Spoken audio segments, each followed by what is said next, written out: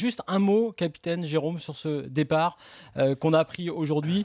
Sans doute un moment attendu dans l'histoire du PSG, mais est-ce que c'était cette année ou plus tard, oui. Capitaine? Oui, on l'avait programmé, mais comme disait Laurent Blanc, on s'y attendait, on s'y préparait, mais il y a eu un peu tout cette saison. Il y a eu une certitude sur la fin de l'épopée Zlatan au Paris Saint-Germain, et puis il y a eu un revirement de situation. Il a été tellement brillant, tellement indispensable à cette équipe qu'on a pensé que c'était pas définitif son départ et qu'il pouvait prolonger d'une saison.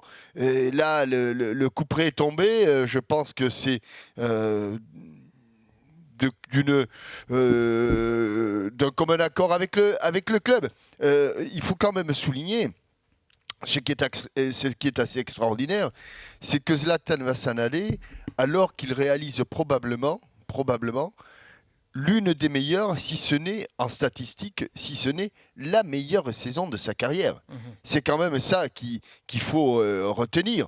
Quand on regarde les chiffres de Zlatan cette saison, ils n'ont jamais été à ce niveau tout au long de sa carrière et notamment tout au long de son passage en France.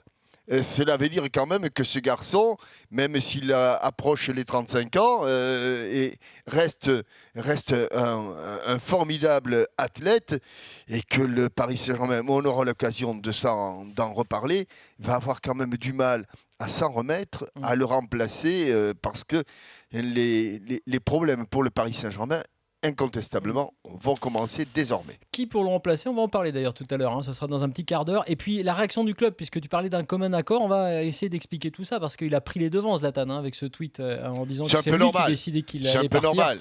C'est aussi ça la communication. Ouais, et dans quelques normal. instants, je vous l'ai dit, Nasser El Khelaifi, vous allez l'entendre, il était au micro de Mohamed Bouafsi. Jérôme, un mot sur ce départ. Le départ quand même d'un joueur qui aura, comme l'a dit le capitaine, marqué. Alors 152... En fait, il y a eu deux séismes pour le Paris Saint-Germain ces dernières années.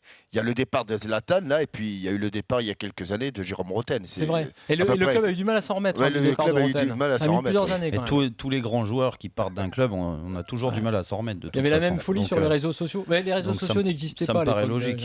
Ça me paraît logique. 152 buts en 178 matchs. Voilà pour mais c'est incontestable qu'il a marqué l'histoire du club, l'histoire du football français aussi. Voilà, il a été adulé comme jamais en très peu de temps. C'est vrai qu'en 6 mois, ça y est, c'était déjà une icône ici, que ça soit sur Paris, mais aussi en province, qui a été nouveau pour un joueur du Paris Saint-Germain quand même. Après, c'est la fin d'un cycle. Et moi, ça fait pas mal de semaines que je le dis. De toute façon, il faut renouveler l'effectif, et renouveler les stars, entre guillemets, l'icône que Zlatan était. 4 ans, c'est magnifique ce qu'il a réussi. Maintenant, il faut passer à autre chose. Même si, comme l'a dit Jean-Michel, il réalise peut-être sa meilleure carrière, sa meilleure saison la meilleure saison de sa carrière. Pour autant, on n'est jamais sûr qu'il reproduise ça l'année prochaine, parce qu'il vieillit aussi. Et puis, je te dis, il faut renouveler. Donc, voilà. Merci pour ce qu'il a fait au Paris Saint-Germain, parce qu'il nous a régalé quand même. Maintenant, je vous dis, il fallait passer à autre chose. Justement.